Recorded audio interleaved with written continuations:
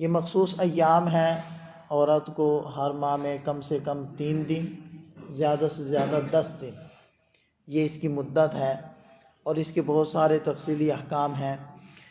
تو ان مخصوص ایام میں خاوند کا اپنی زوجہ کے ساتھ کیا معاملہ ہوگا، تو اس کے بارے میں یہ سوال ہو رہا ہے۔ تو اللہ تعالیٰ نے ارشاد فرما دیا کہ وہ گندگی کے ایام ہیں، لہٰذا ان دنوں کے اندر مقاربت اختیار نہیں کرنی۔ کس حد تک قریب ہوا جا سکتا ہے؟ ویسے تو گھر کے کام کاج جیسے پہلے عورت کرتی ہے تو وہ تو علی حسب ترتیب وہ کرتی رہے گی، البتہ جو مخصوص تعلقات ہیں وہ نہیں قائم کرنے۔ اور اس کی حد کیا بیان کی گئی ہے کہ ایک موقع پر ایک صحابی حضرت ام عائشہ صدیقہ رضی اللہ عنہ کی خدمت میں حاضر ہوئے، تو ان سے اس معاملے میں پوچھا کہ جب آپ کے ساتھ یہ معاملہ ہوتا تھا تو نبی پاک صلی اللہ علیہ وسلم کا عمل کیا تھا۔ اب دیکھیں کہ حضرات صحابہ کرام نے ضرورت کی بات پوچھنے سے کبھی بھی شرم نہیں کی، اور جو ضرورت کی نہیں تھی اس کو پوچھا نہیں۔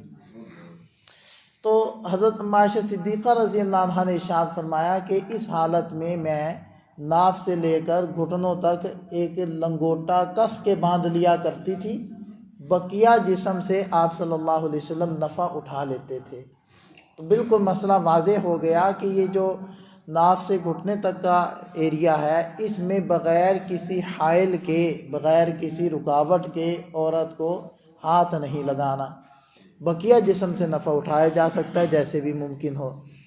تو بہرحال ارشاد فرمایا کہ فاعتزلوا النساء فی المحیض، عورتوں سے الگ رہو حیض کی حالت میں، ولا تقربوہن، ان سے مقاربت اختیار نہ کرو، اس سے یہی مخصوص مقاربت ہے۔ ویسے جو عام مقاربت ہوتی ہے قریب ہونا، وہ اس سے مراد نہیں ہے، وہ تو کی جا سکتی ہے نا، ساتھ لیٹا جا سکتا ہے۔ حتیٰ یطہرن، یہاں تک کہ وہ پاک ہو جائے، فَإِذَا تطہرن، پھر جب وہ پاک ہو جائے، فَأْتُوهُنَّ، تو پھر ان کے پاس آؤ، یعنی کہ مخصوص تعلقات قائم کرو، مِنْ حَيْثُ أَمَرَكُمُ اللَّهُ، جہاں سے اللہ نے تمہیں حکم دیا ہے۔ اور وہ ظاہری بات ہے کہ ایک مخصوص جگہ سے اللہ تعالیٰ نے اجازت دی ہے، اس جگہ کے علاوہ اجازت نہیں دی ہے۔ اس کی مزید وضاحت آگے بھی آ رہی ہے۔ ان اللہ یحب التوابین، یقیناً اللہ تعالیٰ خوب رجوع کرنے والوں کو پسند فرماتے ہیں۔ بار بار رجوع کرنا، اپنے چھوٹے چھوٹے عمل کے اللہ تعالیٰ سے معافی طلب کرنا، ویحب المتطہرین، اور صاف ستھرے رہنے والوں کو بھی اللہ تعالیٰ پسند کرتے ہیں۔ آگے دیکھیں کہ ایک لطیف اشارہ اللہ تعالیٰ فرما رہے ہیں کہ عورتوں کے کون سے موقع کو آپ نے استعمال کرنا ہے۔ تو فرمایا کہ نساؤکم حرث لکم، تمہاری بیویاں تمہارے لیے مثل کھیتی کے ہیں۔ فأتوا حرثکم، تو اپنی کھیتی میں آؤ۔ تو کھیتی مطلب انسان کا جو خاص مخصوص قطرہ ہے وہ مثل بیج کے ہے، اور اولاد مثل پیداوار کے ہے۔ تو وہ قطرہ جہاں رکھا جاتا ہے، یعنی وہ ایسی ہے کہ جیسے کہ کھیت اور بیج اس میں رکھنے کی قائم مقام ہے۔ تو دیکھیں غلط جگہ پر اگر بیج ڈالتے ہیں تو وہ ضائع ہو جاتا ہے، تو صحیح جگہ پر بیج کو رکھنا، یہ ایک تو یہ حکم ہو گیا۔ نساؤکم حرث لکم فأتوا حرثکم، کہ اپنے نسوانی جو جسم کا مخصوص حصہ ہے صرف اس کو استعمال کرو، اس کے علاوہ کو استعمال کرنا یہ حرام ہے اور ممنوع ہے۔